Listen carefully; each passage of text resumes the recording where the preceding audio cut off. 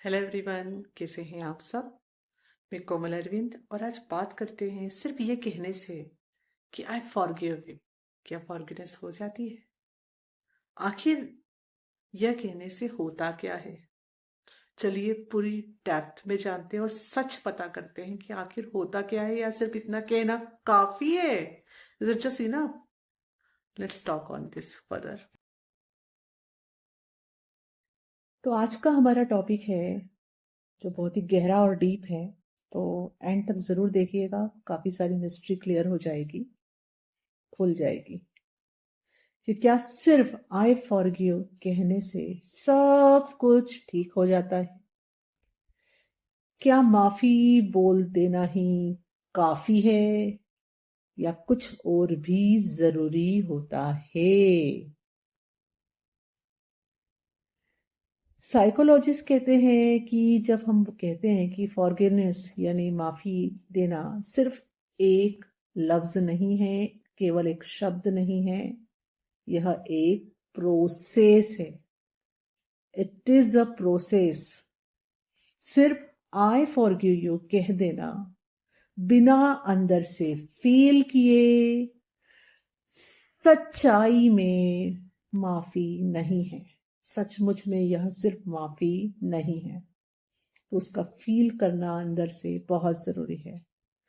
Actual में truly forgiveness का मतलब क्या होता है? फॉरगिवनेस का मतलब होता है अपने अंदर की गुस्से को, एंगर को, दुख और पेन को, रिवेंज की जो भावना अंदर छुपी हुई है ना, बदले की जो भावना, उसको छोड़ना, उसको लेट गो करना, अपनी अपने इमोशनल हेल्थ को प्रायोरिटी देना, पास्ट के जख्मों को, वुंड्स को हील करना, ना कि उन्हें इग्नोर करना।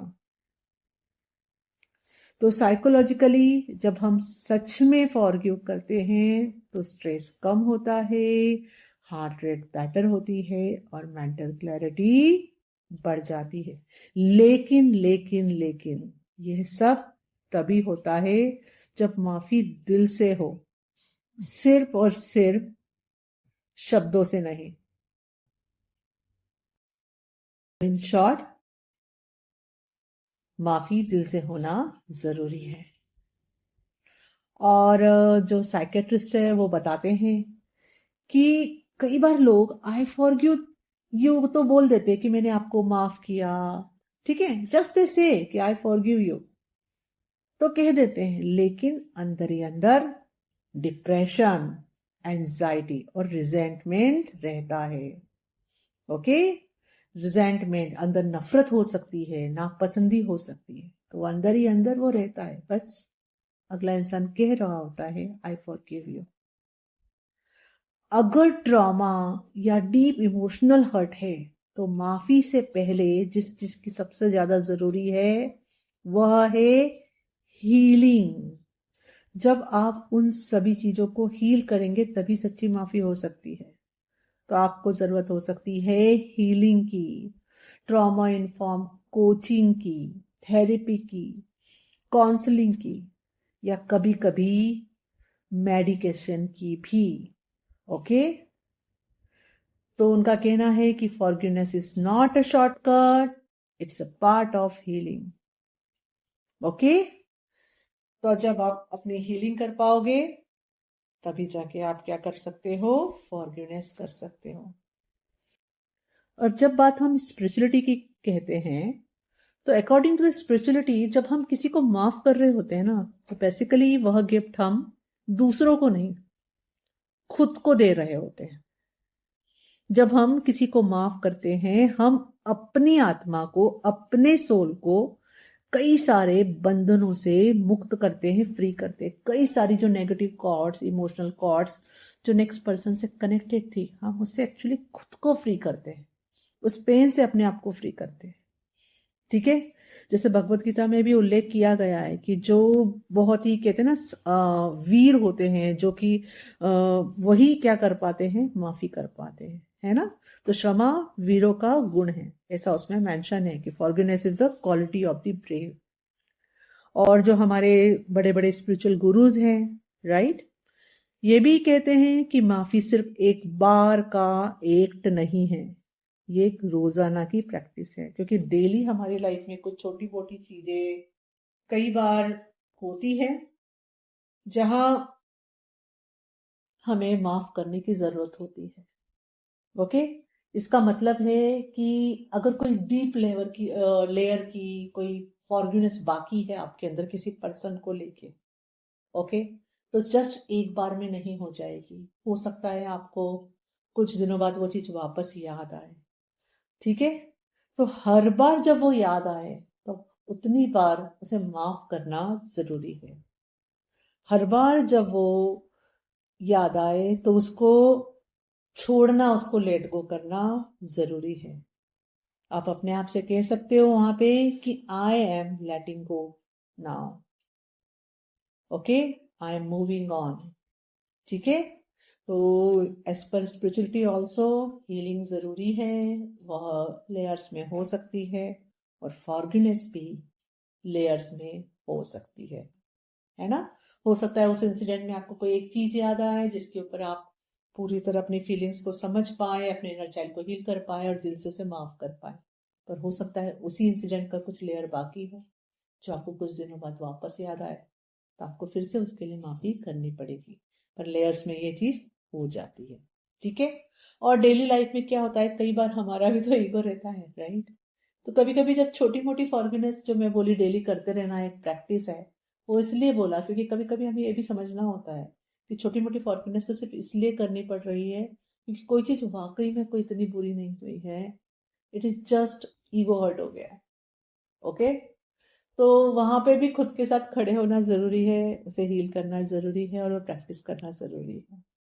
ओके, तो अगर इसका आप जवाब पूछेंगे कंक्लूजन में कि क्या सिर्फ कह देना काफी है आई फॉरगिव यू, तो आंसर है नहीं, बिल्कुल भी नहीं। ठीक है, ये सिर्फ शब्दों कह देने काफी नहीं है, लेकिन यस यह बहुत बड़ी शुरुआत है। ओके, लेकिन यह कह देना, यह शब्द आई फॉरगिव यू एक शुरुआत हो सकती है आपकी बहुत बड़ी डीप हीलिंग की, आपके लाइफ में अपने आप के पावर में आने की, और अपनी सोल को, अपने आप को उस पेन की कॉट से फ्री करने की। तो फॉरगिवनेस एक जर्नी है जो शुरू होती है आई फॉरगिव यू कहने से। Yes, it is the journey जो स्टार्ट होती है आई फॉरगिव यू कहने से।